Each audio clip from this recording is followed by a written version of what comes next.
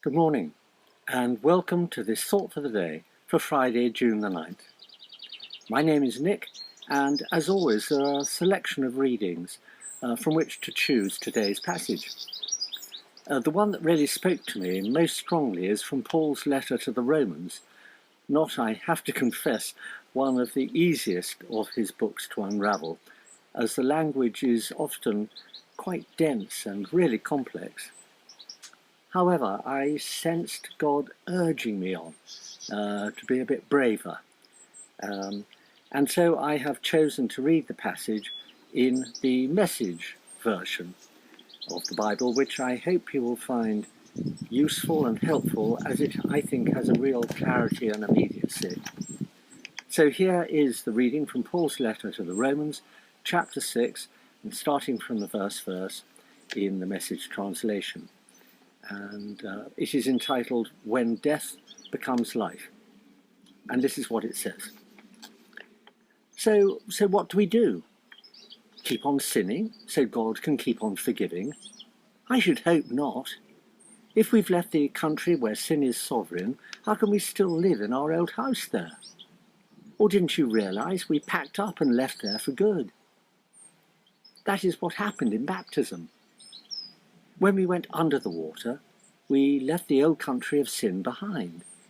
When we came up out of the water, we entered into the new country of grace, a new life in a new land. And that's what baptism into the life of Jesus means. When we are lowered into the water, it's like the burial of Jesus. And when we're raised up out of the water, it is like the resurrection of Jesus. Each of us is raised into a light-filled world by our Father so that we can see where we're going in our new grace-sovereign country. Could it be any clearer? Our old way of life was nailed to the cross with Christ. A decisive end to that sin-miserable life, no longer captive to sin's demands. What we believe is this: if we get included in Christ's sin-conquering death, we also get included in his life-saving resurrection. We know that when Jesus was raised from the dead, it was a signal of the end of death as the end. Never again will death have the last word.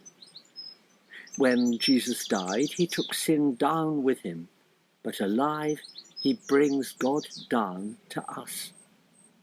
From now on, think of it this way.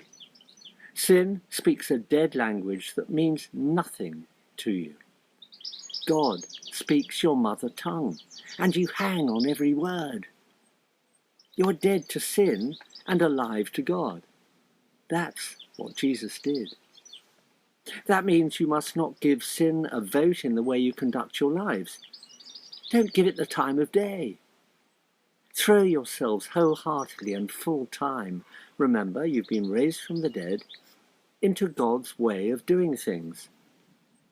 Sin can't tell you how to live. After all, you're not living under that old tyranny any longer. You're living in the freedom of God. Really strong verses, and the ones that I think I find most helpful are, firstly, sin speaks a dead language that means nothing to you, but God speaks your mother tongue, and you hang on every word. If we keep our ears tuned, we do recognize the difference between God's voice and that of temptation. And then the other verses that say, don't give sin a vote in the way you conduct your life. Don't give it the time of day.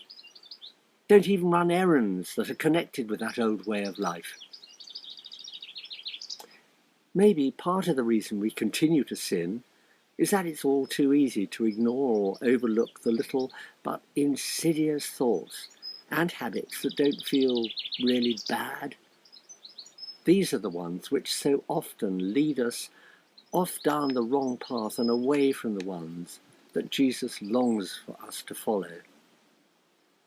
So how can we develop a mindset that keeps us alert to this danger? The answer, perhaps, is to gradually acquire a sort of Jesus filter a lens through which all our thoughts and decisions pass. If we can practice and adopt this so that it becomes instinctive, we'll be aware of his presence guiding us, even in the smallest detail of our everyday lives. So thank you for being with me, and my prayer for us all is that the presence of Jesus will indeed be felt in every single aspect of our lives. Bless you, and have a wonderful, God-enriched day.